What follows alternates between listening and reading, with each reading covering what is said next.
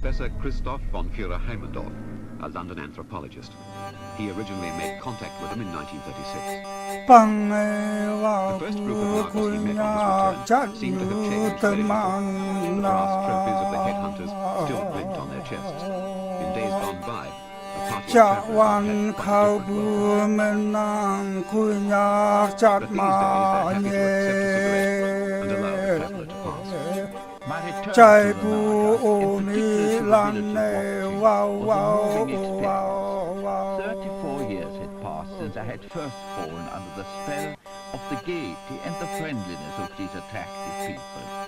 During the 12 months I had then spent with them, I had shed many of the inhibitions and prejudices of the Western world, and I had learned to share their simple pleasures and to relax in the company of friends. จะวันเขาบูมันนั่งคุยยากจัดมาเย่ใจบูโอมีลันเนว้าวว้าวว้าว And many who had been children when I first stayed watching gave me a warm welcome. They did not hide their surprise at my return. It is like a dream to see you alive, they told me again and again. We were sure you must be in the land of the dead. The road to the land of the dead lies over the mountains, then underground to a mythical place called Yimbu. There the souls live on as they did in this world, while the man's body is left behind in a burial hut, protected by skulls of buffaloes he sacrificed in his lifetime. The skulls of ancestors stand guard, while the heads of his enemies still play a central part in village life. The old man can remember from which village each head was captured, and there were no rules about fair fights. These were once living children, old men walking in the forest, and women collecting water from the well. Powerful forces cling to these skulls. They're fed with rice beer, so their spirit revisits the village, giving the people strength and fertility. When the heads were brought back in triumph, there was a victory dance. The men would boast of being as fierce as tigers, as mighty as the clouds that thunder and hurl down fireballs. Capturing a head gave a man prestige. It proved his virility. And after the dancing came the tattooing.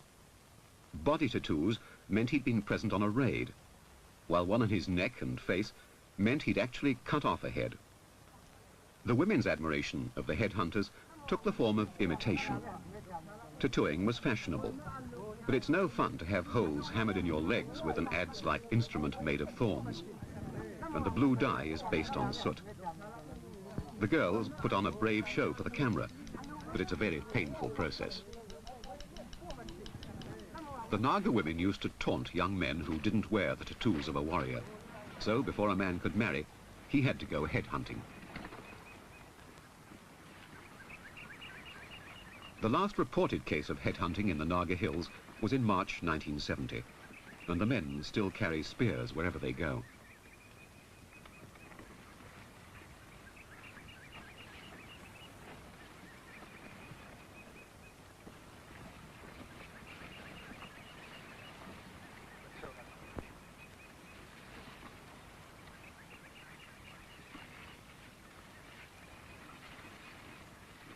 The young men guard the women and children on their long trek down to work in the fields. The settlements are all on the tops of the hills. The Nagas made their villages into natural fortresses against their enemies, their neighbors.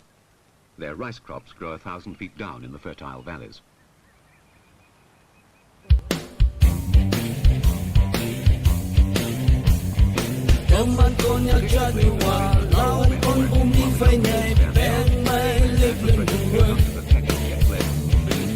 Có cho lăn phong nhạc vừa con đơn mây cuối con nhạc lao ngồi đi lao nắp nắp man vào lò qua lăng nắp men lao mây hù hi cha thế đi la la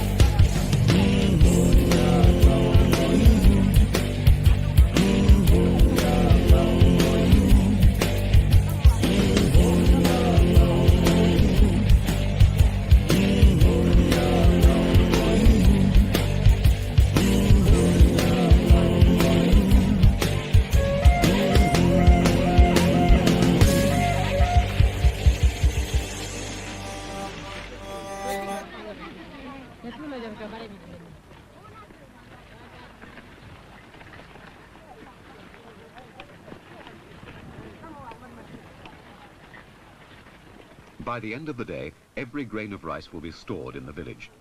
They've all turned out to clear the field, and although they're exhausted, it's worth it if the crop is safe from their neighbours.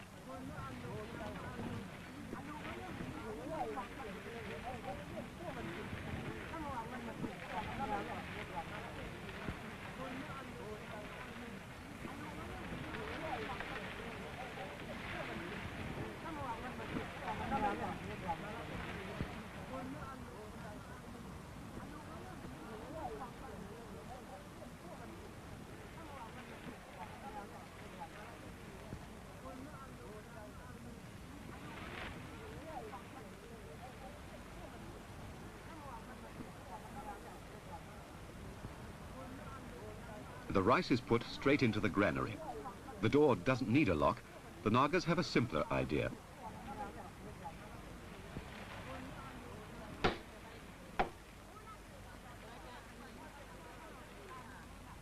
A heavy, cumbersome bolt. The whole village would wake if it were shot back in the night.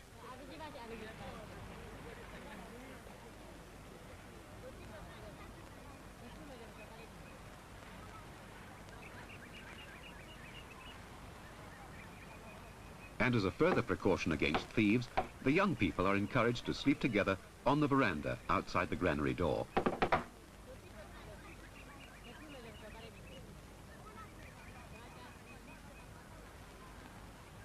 When a girl is ready to take a lover, her parents advertise the fact by giving her brass earrings, and she blackens her teeth to make herself more attractive. At the same age, the boys move into the men's house. This is a barrack for the warriors and a meeting place for all the men of the village. It used to be the most important building, and although it's no longer the focal point of village life, it still houses the finest carvings.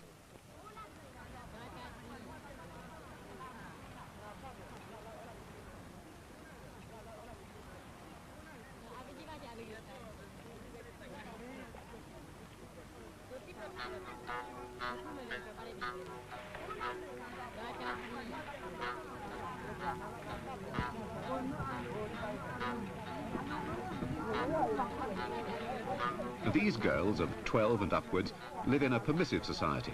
Their parents don't object to their having lovers before marriage.